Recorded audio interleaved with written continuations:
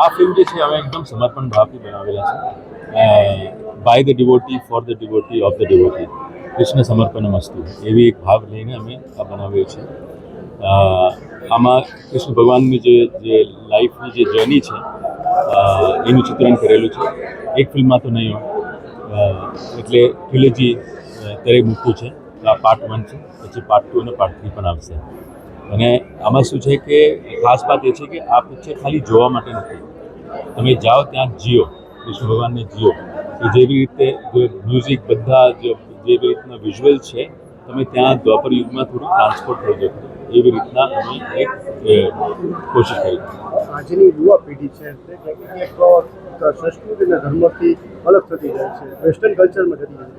એ યુવા પેઢીને તમે શું આ પિક્ચર દ્વારા સંદેશો? જે આજની જે પેઢી છે એ કંઈ દૂર નથી જતા. એ લોકો બહુ જિજ્ઞાસુ લોકો છે. એ લોકોને થોડોક જે એક લેવલના સ્ટોરી ટેલિંગ થશે તો they will get very attractive. અને એ મારું એકદમ દૃઢ નિશ્ચય છે કે they are not they will love to come and watch this entire.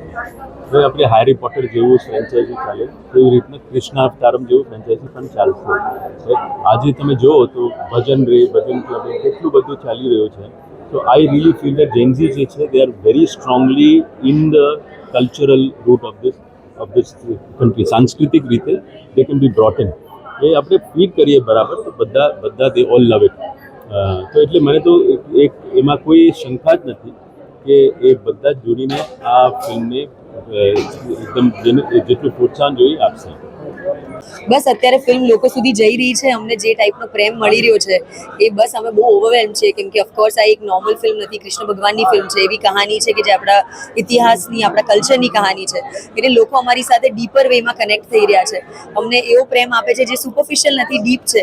એટલે બસ એની માટે બહુ જ ગ્રેટફુલ છે ઓનેસ્ટલી.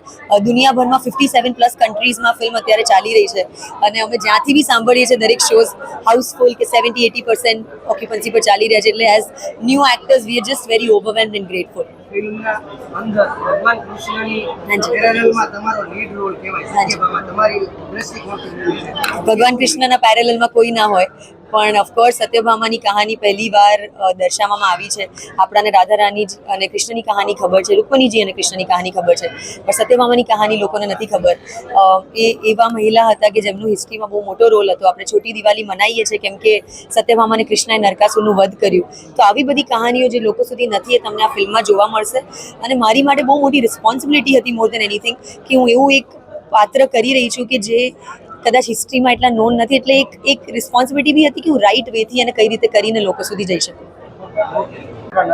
मेरा नाम सिद्धार्थ गुप्ता है. मैं श्री कृष्ण भगवान की भूमिका में हूँ कृष्ण अवतारम पार्ट 1. जो पिक्चर एक लॉन्च होने जा रहा है उसमें आपका क्या रोल है? आप क्या लोगों को संदेश देना चाहते हैं? मैं ठाकुर जी के किरदार में हूँ. मैं कृष्ण भगवान का किरदार निभा रहा हूँ. मैं बस यही मैसेज देना चाहूँगा कि हमने बहुत मेहनत से, अच्छी नीयत से ये फिल्म बनाई है, ये चलचित्र बनाया है कृष्ण भगवान के जीवन पर. पहला पार्ट है जो नाम है हृदयम. उनके प्रेम पे ये फिल्म बनी है. उनके जन्म से लेके उनके देह त्यागने तक का पूरा जीवन दर्शाती है. बहुत मेहनत करी है. हम चाहते हैं ये मैसेज अच्छे से लोगों तक प्रोपोगेट हो. काफी सारे फिल्म आ चुके हैं, तो थोड़े टाइम पहले एक लालो फिल्म हाँ जी रिलीज हुई थी, उससे आपकी फिल्म कैसे अलग पड़ी?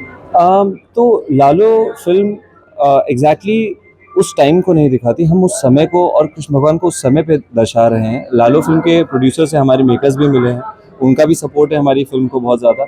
अब जैसे लालो फिल्म को गोद लिया है गुजरात ने, हम आशा करते हैं कि हमारी फिल्म को भी वो गोद ले.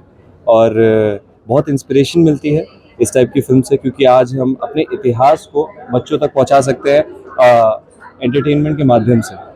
राजकोट में कैसा लग रहा है आपको? राजकोट में बहुत अच्छा लग रहा है. मैं पहले भी आया हूँ. राजकोट में थोड़ी एनर्जी बढ़ जाती है क्योंकि मेरी बहन जो है वो यहाँ पे बिहाई हुई है. उनका ससुराल यहाँ है, तो आना जाना तो रहता ही है लगा रहा. सच में राजकोट रंगीला शहर है कि नहीं है? बिल्कुल रंगीला शहर है. मैं कभी बोर नहीं होता यहाँ पे. यहाँ का एनर्जी अलग है. हम लोगों ने पूरी भारत परिक्रमा में रहे हैं. अभी हम इधर उधर गए हैं काफ़ी. गुजरात में तो बात जब भी करते हैं लोग पहले हरे कृष्णा या जय श्री कृष्णा बोलते हैं. तो ऐसा लगता है कि ये जगह ही है जहाँ सबसे ज़्यादा प्रमोट करना ज़रूरी है.